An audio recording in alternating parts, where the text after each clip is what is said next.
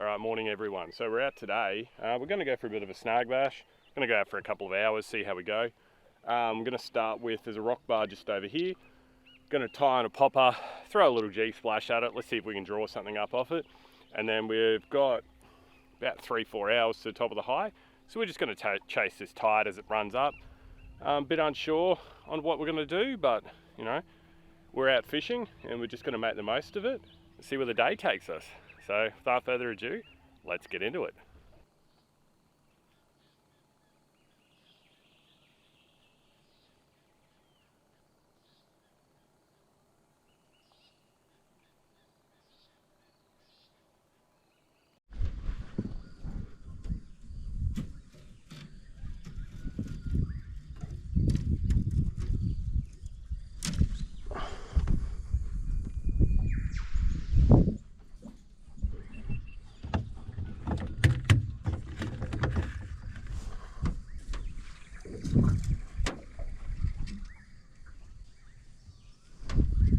So just going to have a flick at this tree on the way by. See the water starting to swirl on it. I've lost some good fish on it before. I've lost one lure on it. It's this tree here. Sometimes you'll find the jacks will sit against it. So I've just got a samaki prawn here with a extra ball sinker on it just to help me get down. Because there's going to be a big swing today. We got like a 3-meter swing. So the amount of water moving is a lot. It's at least 2.5 meters.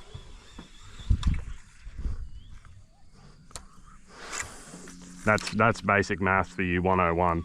If we have at least a 3-meter swing, it's more than 2.5 meters. Hope that helps. Like and subscribe if my math is helping you in life. Look at that water boiling on it, eh?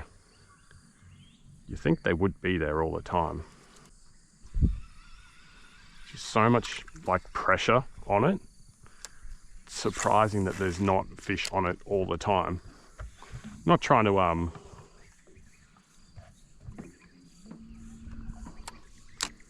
not trying to sell a lie here. I'm just saying that when you consider the pressure that is on that rock, like on that tree, sorry, and you can see the water swirling, you think there'd be jacks or, you know, trebs on it all the time, but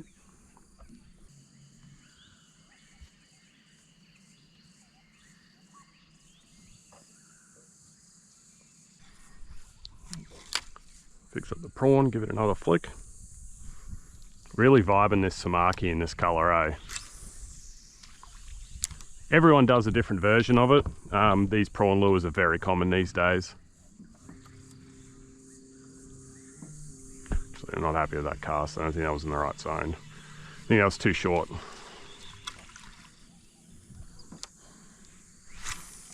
That's better. Trying to bring it over the tree. Over the tree, through the tree. Probably snag the tree. Just, you know, all the good stuff. We're on something there. Okay, we're on something there. That must have been the tree. It's always good as well, just have a flick at those little logs just like that. You'd be surprised how often a fish will sit on something like that. Like an absolute nothing of a little snag. Same here, there's this little pressure point I like to fish.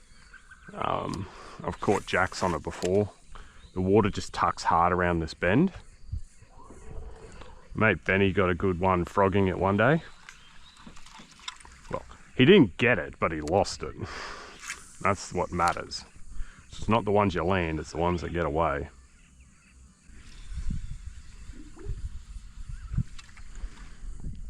We're also going to have a look around here because there's this tree down there that holds barra at certain times, and then there's also a snag here that'll hold barra. So we're going to go for a bit of a sound and see if they're in here this morning. If not, they might be here again later. There's the tree, and there is 1, 2, 3, 4. There's a lot of them on the back of the tree. And then we've also got another tree over there. So you can see them all sitting there, stacks of little ones. Really hard to fish those ones though. The image is flipped, so it's a little bit confusing. But yeah, the tree is, well, actually, sorry, it is there. This is the other tree I found them on before. There you go, we spooked 2 of them off the back of us. It's actually a really clean image of 2 of them.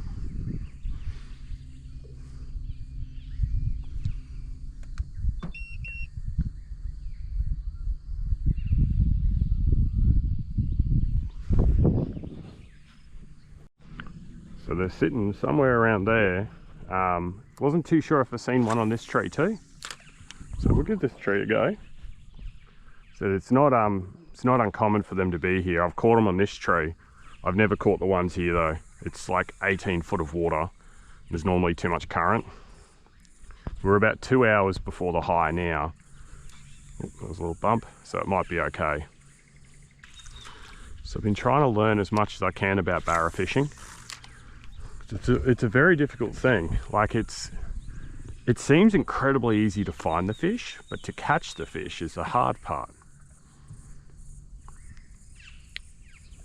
From what I've learned, I can find them. If I casted them for within an hour, I'll normally get a bite, which seems like a long time, but it's not really when you consider how slow these prawns sink. That's only, you know, 50, 60 casts, if that. So I'm still learning that aspect. Well, I know they're a lot of fun to catch. They go very hard for their size.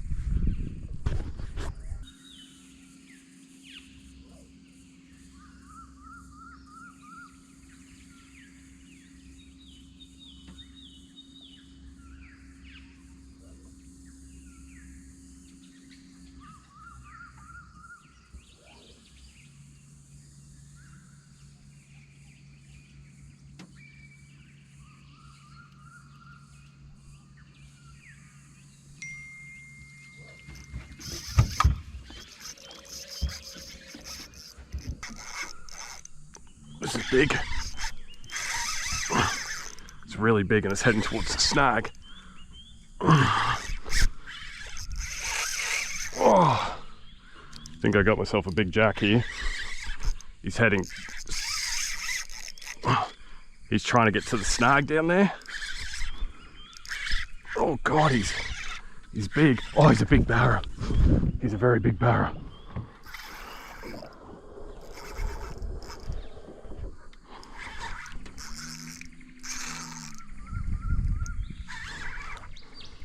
This was my target species for the day. We just ticked it off. Got to land him still. Got 60-pound leader on this, which is good. It's very good. He's a very big barra. Oh. Just don't want him to jump. I keep losing them when they jump.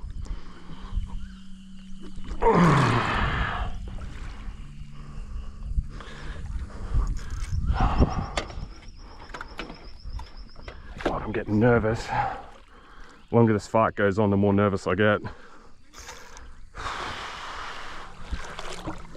Oh, yes, yes. Oh, come on. Oh.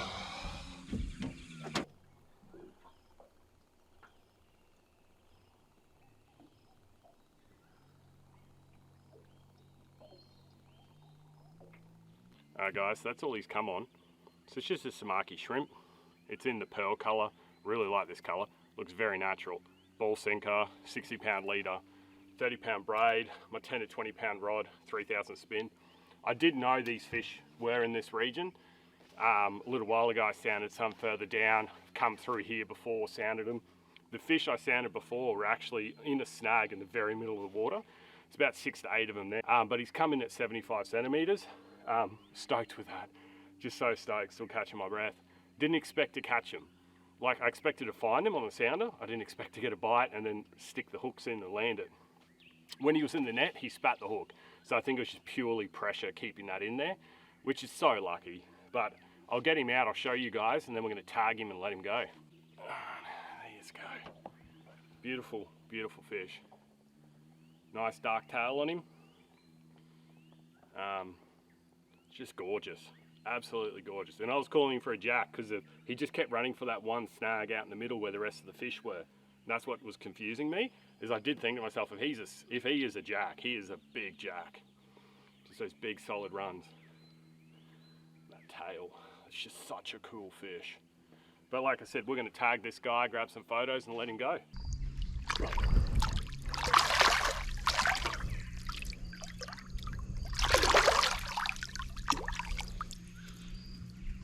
Alrighty, well, what a start. What an absolute ripper of a start.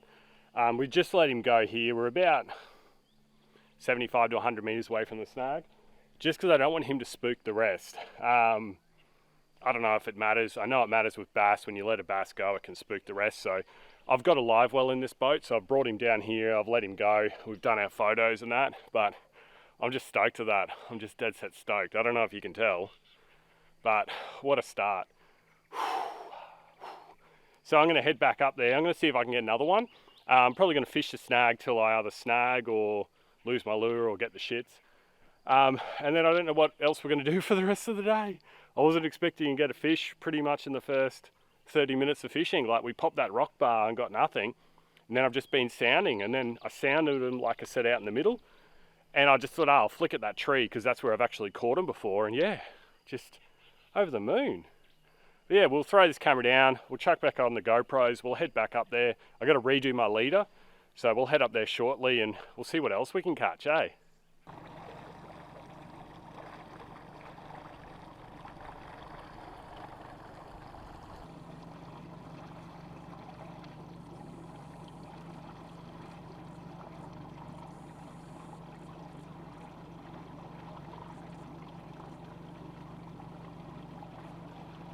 Alright guys, that's the end of today's session.